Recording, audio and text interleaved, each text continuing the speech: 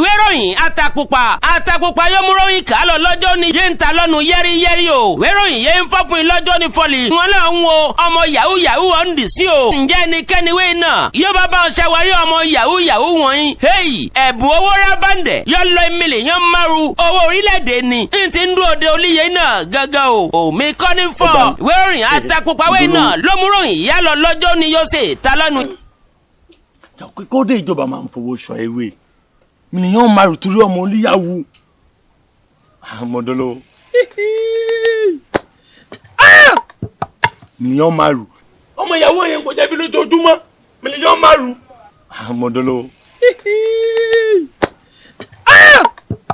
mílíọ̀nù márùn ẹ wọ ọmọ oníyàwó yẹn kò já ibi tó yẹ ṣé ọ̀nà tó ń wá ń dìde torí mílíọ̀nù márùn omi ló gbowó yẹ ọ̀kà kò já gábà mi bí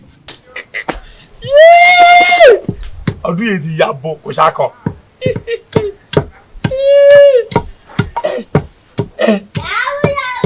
ẹ kò gbọ́ mílíọ̀nù márùn mọ̀dọ́ lówó náà o máa fún ṣàgbẹ̀dẹ̀ náà ni. ọmọ oníyàwó náà dé o.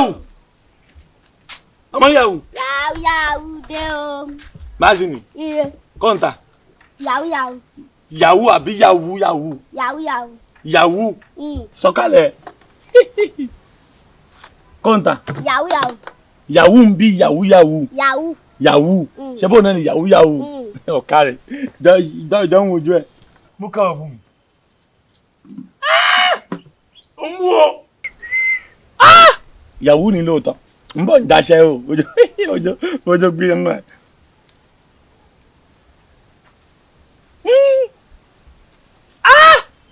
ìbẹ́ ká ní í ṣe. ìyá mi ní í ṣe kódà ọtí ralẹ̀ ká ti kọ́lé rẹpẹtẹ. irọ́ o ẹ̀yin tán ní mọ́tò. bóyá kẹ́lọ̀ bí gọ́gùn ẹ̀yin ló mọ̀. àbí tó sì kó ojú ẹ̀ ti le jù. àwọn iṣẹ́ ìfẹsẹ̀ wo ni ṣé ẹ̀tọ́ fẹ́ra kun ní kẹ́gbọ́ fẹ́mi máa lọ bí mi lọ. wá o burú o ìjọ ìkan bí ẹ̀gẹ́ ojú ẹ̀ ti le jù. bóyá kẹ́lọ̀ bí gọ́gùn. Bísí ń gbé. ìyá máa wá káàkiri. gọ́gùn Bísí gọ́gùn náà ń gbé. ìyá máa wá káàkiri náà wọ ẹ̀fẹ̀ mi náà. má bínú àwọn kan wọ́n fẹ́ra lọ́pọ̀ ń bọ̀ ṣé o tọ́kù kápọ̀ ẹ̀bẹ̀. ọmọ oníyàwó má gbà lójú o ọmọ ìta yahoo nìyẹn máa rò èèyàn pọ́n méjì owó yahoo ìmọ̀ràn kan náà. Oui allô. Oui allô. C'est forgeron qui a l'oreille de marché ici. Àgbẹ̀dẹ wo létí ọjà a l'oreille de marché. Ẹnu radio mo gbọ́ fọlí ẹ̀ ń wo ọmọ yahoo mo sì ti rí kan. Mo ti rí ọmọ yahoo mo gbọ́ nu radio la fọlí ẹ̀ ń wá ọmọ yahoo. Okay. Orí ọlọ́run ẹ̀ máa ń ra yahoo burúkú. Ó kẹ́sọ̀ ṣé bí gbọ́n méjì lè yẹ ó kẹ́sọ̀ ọ̀pọ̀ kan ní ẹ fún ẹ. ọmọ yahoo ojú ẹ lé o yahoo ọmọ yahoo. n kò ṣe ilẹ̀ kó náà ni wọ́n bá mi dì í. irú ọmọ wo wá rèé nítorí Ọlọ́run. ojú ẹ lé o torí yahoo ló gbẹ́ etí omi àgbàlagbà. irọ́ kẹ́ẹ̀jẹ́ yẹn kò lè gba ẹtì mi. sọ̀rọ̀ mi fúyà ìbòde ni ikọ̀ mi mò ti mọ ọmọ ya ẹ̀ wò ni. erin ń ta yan ọpọlọ yín. ní ti mẹ́rin ni mo mọ ọmọ ya ẹ̀. ọpọlọ yín ó gbalẹ̀. Fúnkẹ́. wọ́n kí ọkọ yín sínú kòrò. ojú ẹ lé o. Dolówó. Ouais, monsieur le forgeron. Oui. Ils sont où? Les yahoo là, non. Oui, mon yahoo ni. Quoi?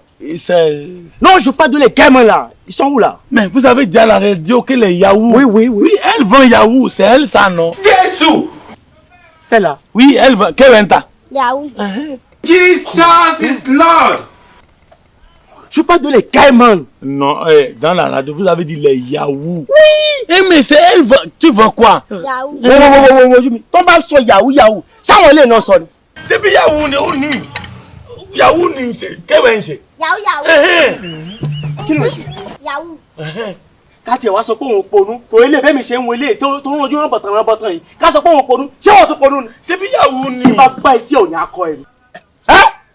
C'est bon ni. Ṣọgbádùn. Orí ẹ̀ wà òkè. C'est bon ni. Tí bá gbá etí ẹ̀. C'est bien yahoo ni. Wọ́n ojú mi níbí. Ojú mi dáadáa. Ṣé tó bá sọ pé kẹ́ mú àwọn tó ń ṣe yahoo wá? Ṣáwọn ilé ìlú ni kẹ́ mú wa? C'est bien yahoo, c'est bon ni.